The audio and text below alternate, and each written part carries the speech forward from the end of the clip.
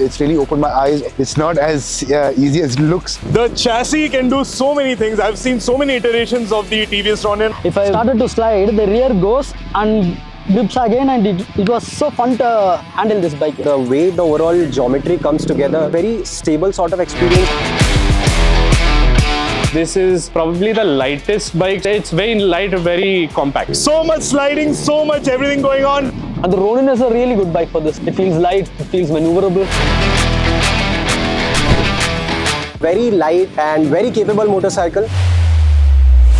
So the suspension is responding to you, and the tank is very good to grab. Turn right to go left. It's a fun experience, very insightful. Sunny and his team along with the TVS professionals here.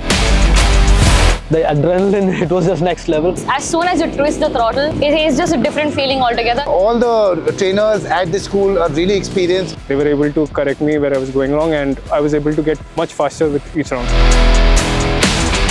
Take it slow and have fun. Concentrate on going faster rather than the rear tending to slide. Come to Drift-R, witness the bike in all its glory.